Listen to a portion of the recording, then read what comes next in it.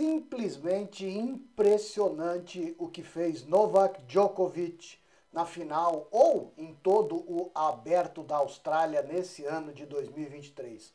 Não bastasse o 10º título, uma conquista inédita e que vai demorar muito tempo para alguém buscar, Novak Djokovic jogou os últimos jogos do Australian Open com uma lesão muscular grau 2 na parte posterior da coxa. Por mais que alguns críticos acreditem que isso não tenha ocorrido, ou principalmente o tamanho da lesão não seja a que foi divulgada, aqui pra gente tanto faz. A gente vai se utilizar desse caso para falar um pouquinho com vocês, profissionais, mas principalmente atletas amadores, sobre lesão muscular. Meu nome é Fábio Romualdo, eu sou médico do esporte e do exercício, nutrólogo esportivo, e criei esse canal para mostrar para vocês como pensa ou como pensam os profissionais de saúde envolvidos no atendimento de atletas, seja ele no emagrecimento, na reabilitação, na performance, e a gente vai se utilizar do caso de Djokovic para falar um pouquinho mais sobre lesão muscular aqui no Direto do DM. Curta, comente, compartilhe, faça esse vídeo chegar naqueles atletas que têm um problema parecido, torço para que não seja você, mas a partir de agora a gente vai tentar falar um pouquinho mais sobre lesão muscular. Novak Djokovic é um tenista simplesmente fantástico, já marcado para todos os tempos na história do tênis, e conseguiu um feito que foi discutido por muitas pessoas, que é a capacidade de você jogar lesionado. Uma lesão que foi divulgada em até 3 centímetros na musculatura posterior da coxa, ela seria um dificultador ou ela seria impeditiva para um atleta? A gente não vai dar muita bola para isso e vamos falar aqui hoje sobre lesões musculares e vamos nos atentar basicamente ao tratamento fisioterápico. Para isso, trouxemos aqui o fisioterapeuta da Trauma Center aqui de Natal, o fisioterapeuta Araquém, que vai falar para a gente um pouquinho mais sobre esse tipo de lesão. Araquém, quem é você, meu amigo? Boa tarde. Primeiramente agradecer o convite para participar desse podcast. Meu nome é Araquém Oliveira, eu sou fisioterapeuta, sou formado na UFRN, tenho um doutorado também pela UFRN e sou fisioterapeuta da Trauma Center. Tenho especialização em avaliação do sistema musculoesquelético. A gente hoje vai discorrer um pouco sobre a distensão muscular, caso envolvendo aí um tenista famoso, e a gente vai tentar dirimir algumas dúvidas, esclarecer algumas questões que envolvem o tratamento de fisioterapia e da recuperação da lesão como um todo. Bom, a primeira questão é qual a dificuldade no tratamento de lesão muscular. Isso é uma opinião minha. Eu acho que a principal dificuldade no tratamento da lesão muscular, ela se dá no momento em que você está prestes a liberar o atleta para voltar, né, à sua atividade desportiva, né?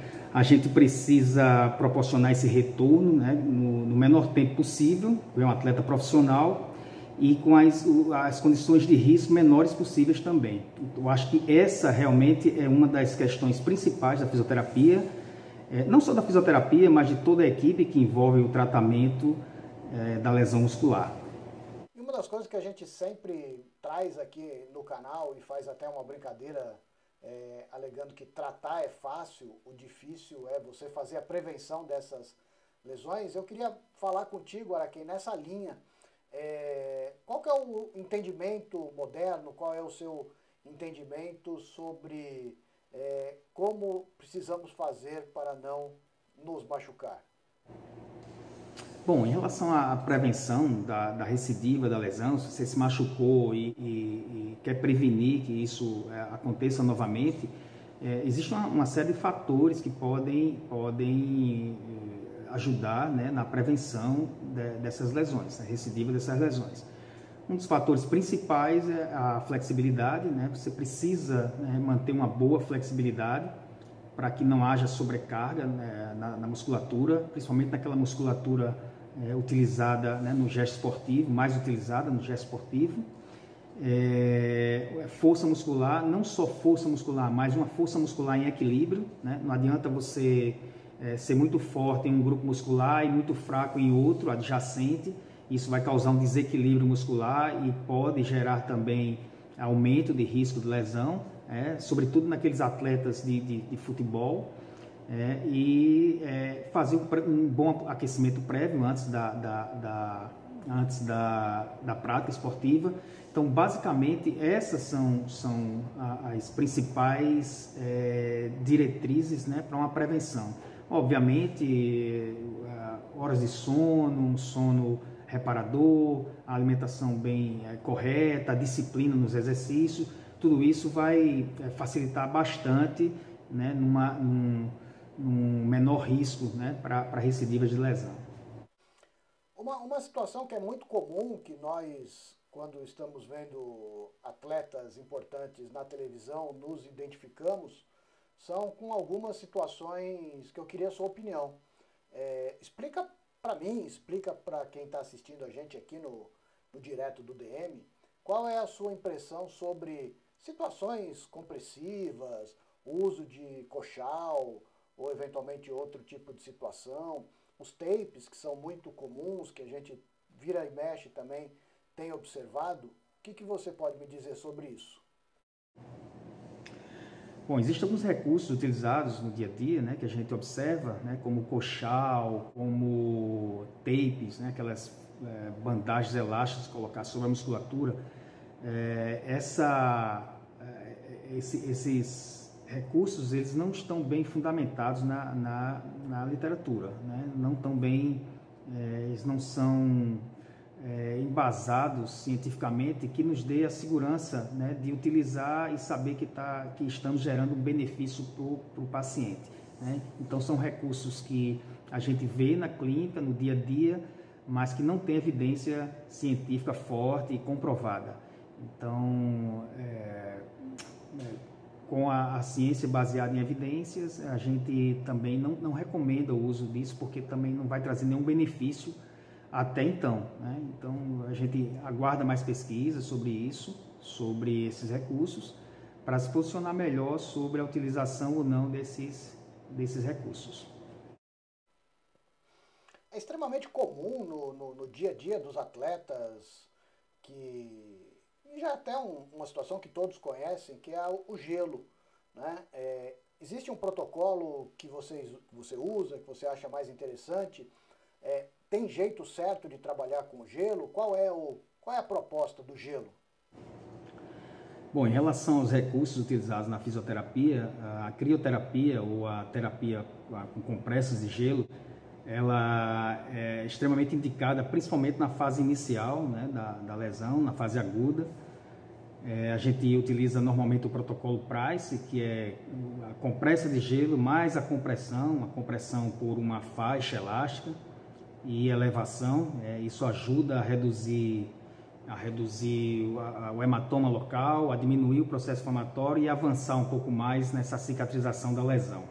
Essas compressas devem ser realizadas por um tempo de 20 minutos aproximadamente, com um intervalo de 30 a 60 minutos durante o dia, né? Esse é um protocolo utilizado basicamente nos 2 primeiros dias pós-lesão, né? Com o mínimo de esforço possível, né? Com uma postura, uma conduta também voltada para a proteção da área lesionada.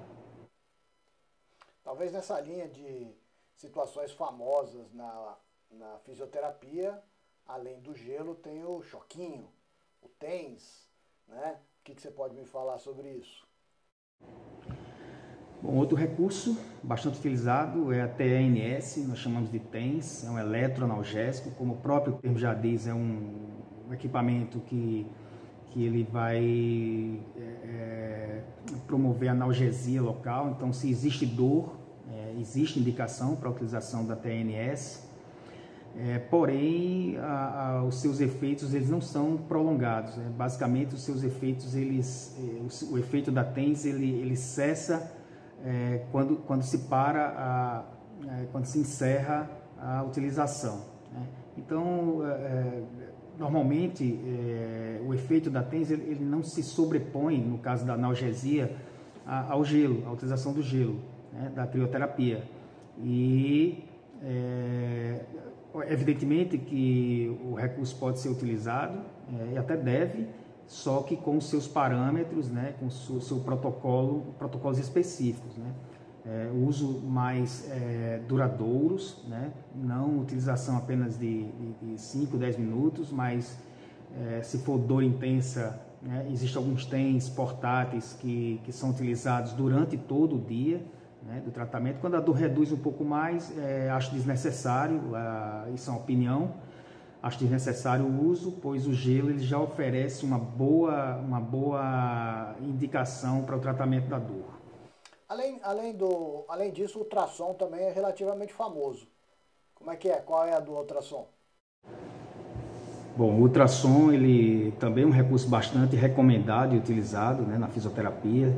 Ele já tem um embasamento científico bastante evidente, tem uma ação anti-inflamatória e analgésica, desde que utilizado com seus parâmetros adequados, né, parâmetros de frequência, de intensidade e de duração de aplicação.